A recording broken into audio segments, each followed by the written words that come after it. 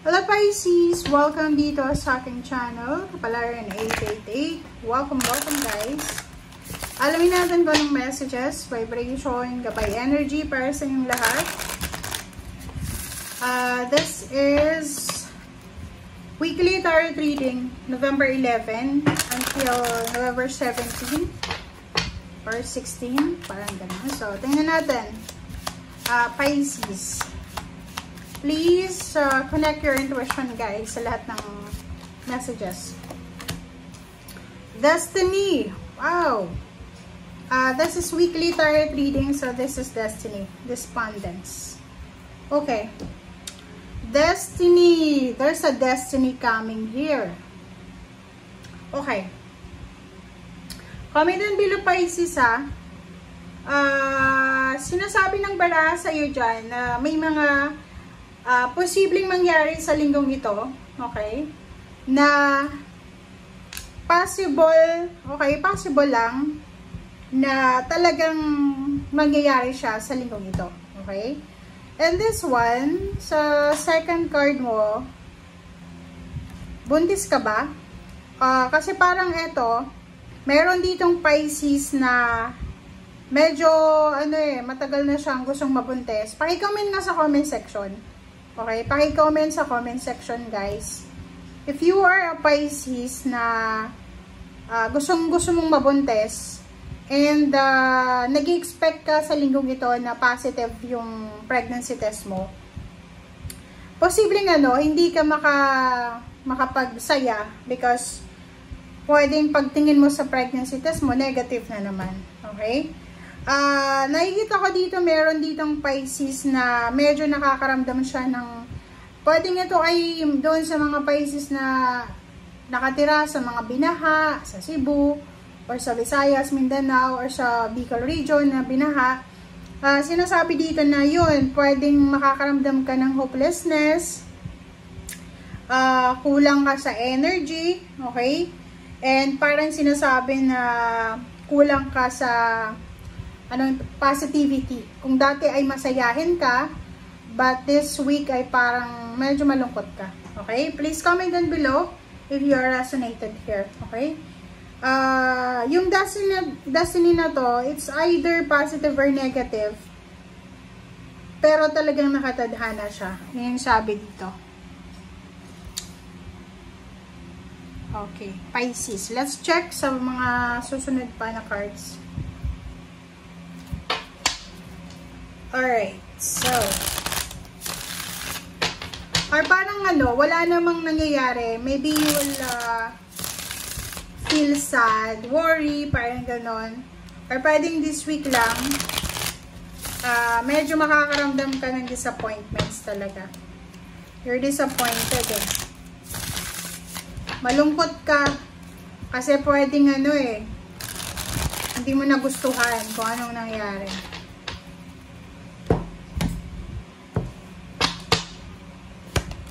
Okay, 6 of Wands,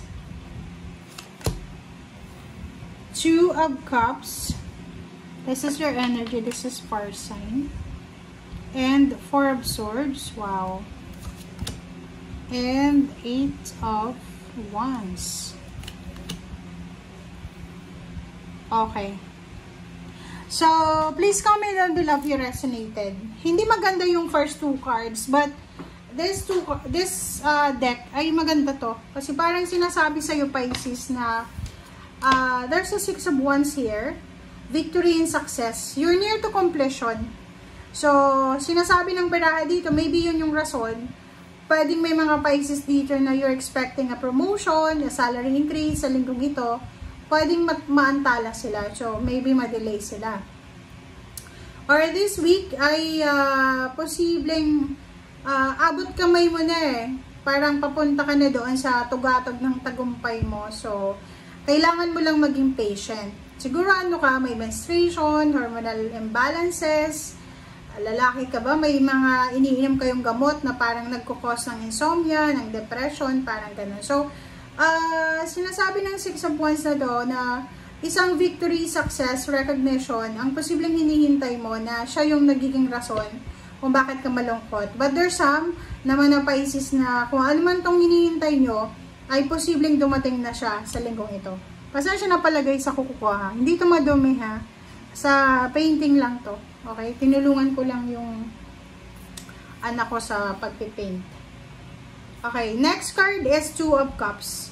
So, yung emotion mo, lalo na yung relationship, siguro for the past few years or few months or weeks or days na hindi kayo magkasundo ng karelasyon mo. But this week, nakikita natin na ang couple na to, if you are, kasi ano to peace and tranquility. Isang couple, isang mag-asawa, mag-boyfriend, girlfriend, mag-partner, magka-live-in, na posibleng maayos nila yung mga bagay-bagay na pinag-aawayan nila. And there's a good news coming diba? Ang dalawang ito, okay, yung mag-asawa na yan or mag-partner na yan, na siguro marami silang pinagdadaanan na hardships, problema, trials, ganito. And sa linggong ito, makakatanggap yung dalawang yan ng napakagandang balita na pwedeng magdala sa kanilang dalawa ng like financial freedom, emotional freedom, or success. Okay. Okay, next card natin is Ace of Wands. Oh, diba? Wow! Congratulations, guys. Congratulations. Nakikita ko siya dito. Wow. Ang ganda na ito, Pisces. Sa ilalim mo dito is Hierophant. So, you are parang may mga Pisces dito. Are you single? Looking for a relationship? Looking for friendship? Sinasabi ng bara sa'yo na by the year 2026 or starting 2026, makakatagpo ka ng tao, ng Hierophant na posibleng maging mentor mo, maging friends, maging allies, or maging someone na matutulungan ka. Sinasabi ng bara sa'yo dito na eto muna, isang exciting na travel plans, isang exciting na plano na bumili ng sasakyan or lumipat ng bahay ang posibleng mangyayari. So, kumbaga, ang linggong ito, this is the parang nag-e-empake ka na siguro. Maybe you are packing because December, first week, second week, or third week of December, magta-travel ka, or pwedeng lilipat ka ng trabaho, or kung ano pa man. Five of Cups and the Tower. There's someone here, okay, Pisces. May isang tao dito. Ang taong yan ay posible, kasi itong Tower nabasag diba? Nabasag siya.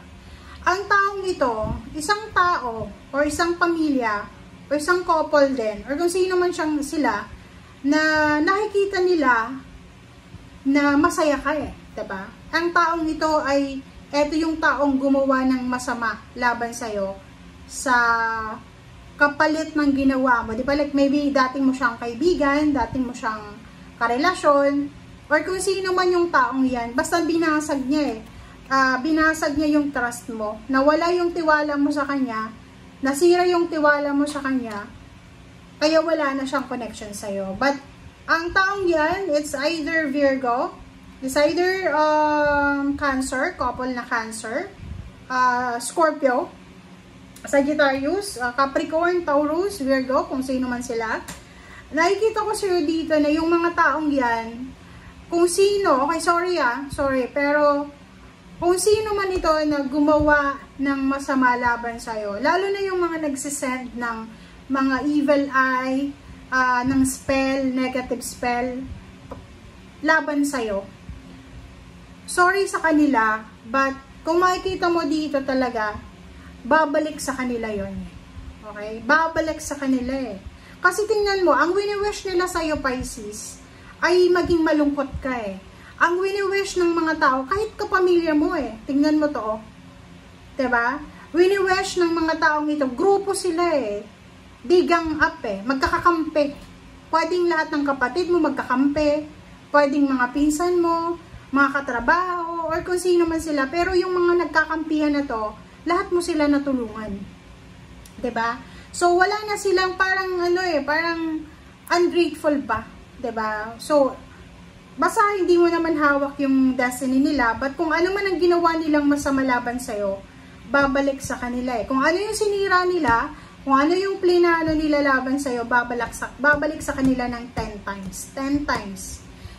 10 of Cups, sinasabi ng baraha, eto yung rason. Ang rason kung bakit galit na galit sa'yo ang mga taong ito.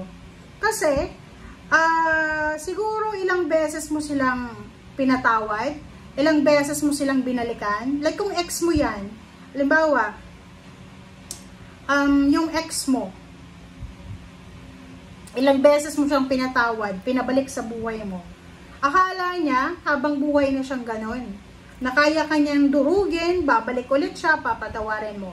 Same with the family, kung kapatid mo yan, pamangkin, or kung sino man yan, kaibigan, ilang beses mo silang pinatawad, ilang beses mo silang, kahit hindi sila humihingi ng tawad, pinapabalik mo sa kanila, pinapabalik mo sila sa buhay mo. But now, nakikita ko sa'yo dito na wala na eh. Wala ka ng amor. Wala ka ng interest sa mga taong gumawa ng masama sa'yo. And yung mga taong ito, galit na galit sila sa'yo kasi, tingnan mo oh, 8 of Cups yun eh. Diba? Ayaw mo na talaga eh.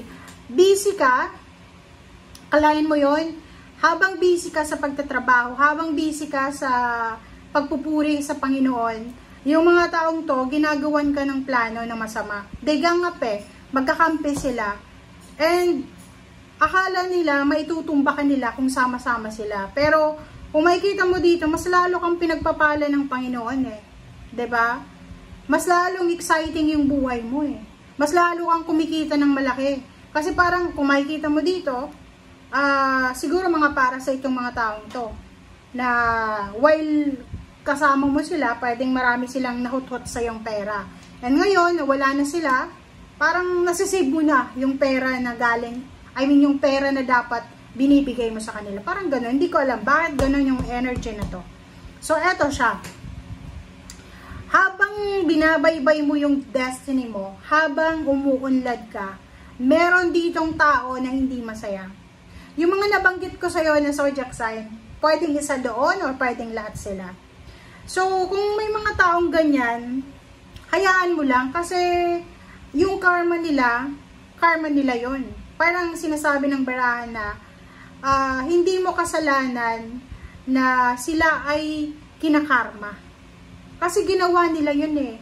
It's either hindi lang ikaw yung ginawa nila ng masama, baka masama talaga silang tao. So, kung ano man ang nangyayari sa kanila, bahala na ang Panginoon sa kanila. Yun lang. Okay? So, thank you guys for watching and see you again. Bye!